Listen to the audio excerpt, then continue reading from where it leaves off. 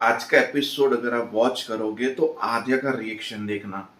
जब अनुज अनुपमा साथ होंगे, काम कर रहे होंगे और पुराने रिएक्शन भी आद्या के सामने आएंगे कि पॉप्स और मॉम एक साथ। आद्या को इस चीज से दिक्कत हो रही है। मैं समझ ही नहीं पा रहा हूं क्यों हो रही है दिक्कत। और फिर एपिसोड का एंड था गणेश चतुर्थी वाला, जिसमें बोलते हम साथ तो हैं। क्या सच में साथ हैं? हम पास तो हैं, पर कितने पास हैं? फिर वही राधा कृष्ण वाला लॉकेट गिर जाता है, उसको उठाते हैं। मतलब समझ में नहीं आ रहा। वनराज को निकाल दिया, ठीक है। सारे कैरेक्टर अगर एक टू बैक निकालोगे तो कुत्तों के सहारे थोड़ी ना जिएंगे हम लोग। वैसे आज के एपिसोड में कुत्तों की बात कर रही है तो भौंकने वाले आज के एपिसोड में बहुत भौंकेंगे और मजा भी बहुत आएगी। चलो बताता हूँ। सब लोग आए बच्चे आद्या से मिलने, आद्या से बच्चे मिले, उसके पीछे पीछे मीनू, किंजू, सब लोग आए, बाबूजी मिले। और हमारे शाह परिवार के, जिसका नाम लिया मैंने, वो आया कि बोला किसकी परमिशन के बिना आप लोग यहाँ पे आए हो? अब भी कभी सब लोग अंदर अंदर जाओ।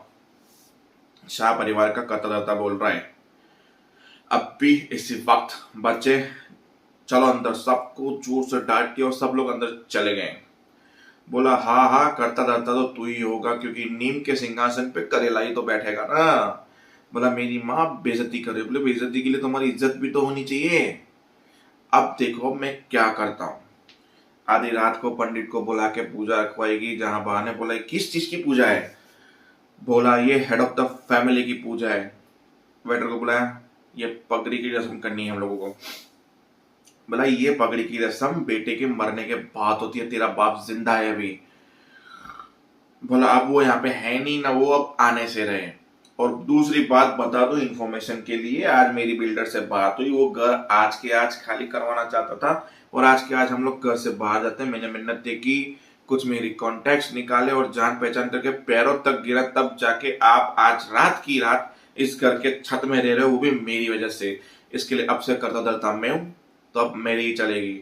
बा ने हाथ पीछे कर दिए, फिर जबरदस्ती बा के हाथ निकले। बोला जो बोल रहा हूं ना वो कीजिए, मुझे ना सुनने की आदत बिल्कुल भी नहीं है। फिर बाहर से जबरदस्ती पगड़ी पहनाई, सब लोग रोक रहे थे, बाहर से जबरदस्ती मत कर, पर की उसने बदतमीजी।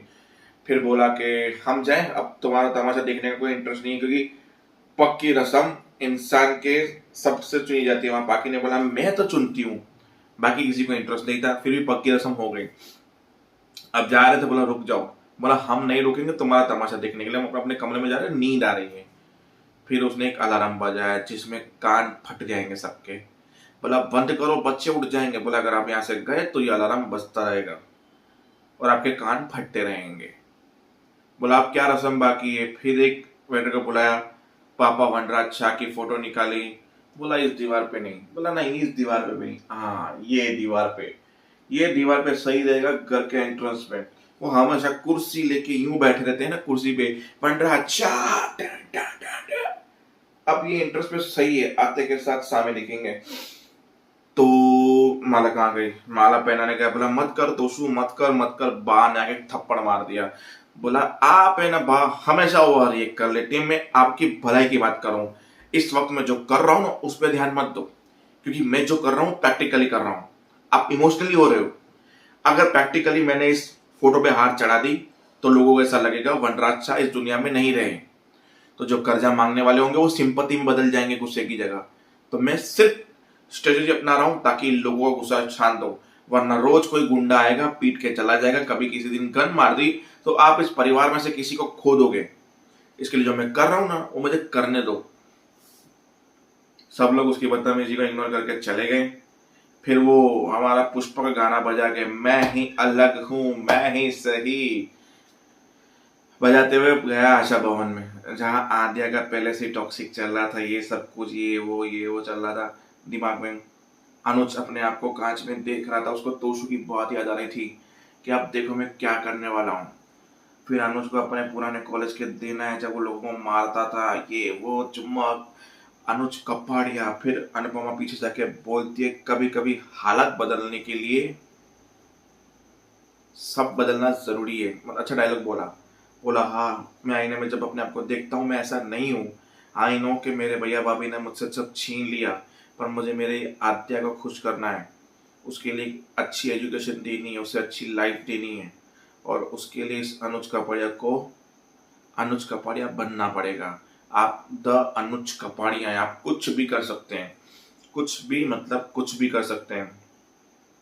फिर तोशु जब आ रहा है तो ये लोग बाहर गए, बोला क्या हुआ, बोला पग देख के पता चल ही गया होगा, मम्मी का और बाबूजी का आशीर्वाद लिया कि मैंने पग की रस्म कर दी है।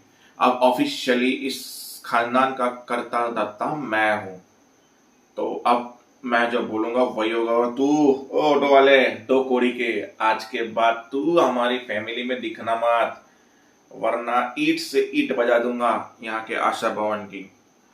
फिर अनुज आया और उसने पूरे कोट पे उसके सॉस डाल दिया। बोला क्या है, वैसे तो मैं चटनी फेरने वाला था, पर केचप से ही काम चला रहा हूँ, इसको कि ये भी फैला सकते हो। वैसे तो ऑफिशियली तुम करता धरता हो चुके हो, तो जाके ड्राई क्लीन करवा देना वहां आगे हंस के बोलती। कितने फनी दिख रहे हैं नहीं। नहीं पर अनुज मैं क्या बोल रही हूँ, हम मिल के अगर इसको यहीं धो दे तो इसका कोट भी साफ हो जाएगा। क्यों, क्या इरादा है आप सबका। फिर सब लोग आशा भवन वाले तोशु की मजाक उड़ाने लगे। फिर तोशु का आ गया और गुस्सा। तोशु ने बोला अब देखो मैं आपके साथ क्या करता हूँ, अब और क्या देखना बाकी रह गया है, जान बे तू। तोशु गुस्से में चला गया। फिर अनुपमा का डायलॉग था कि वनराज शाह कैसे भी थे, पर ऐसे तो बिल्कुल नहीं थे। अगर ऐसे लोग गद्दी पे बैठने लगे तो फिर तो हो गया कल्याण। तो देखते हैं। देखो यार, दुख हो रहा है वनराज शाह के लिए यार, सीरियसली में बेचारे को गायब भी कर दिया। यहाँ तो दूसरा लेकर आओ, यहाँ तो सच में मार दो। मैं तो बोलता हूँ मार ही दो सच में, क्योंकि जिसको भी लेके आओगे उसको ये कैरेक्टर दोगे। वनराज शाह तो वनराज शाह है भाई। देखो छोड़ो, मुझे कमेंट नहीं करना कोई भी। जय हिंद।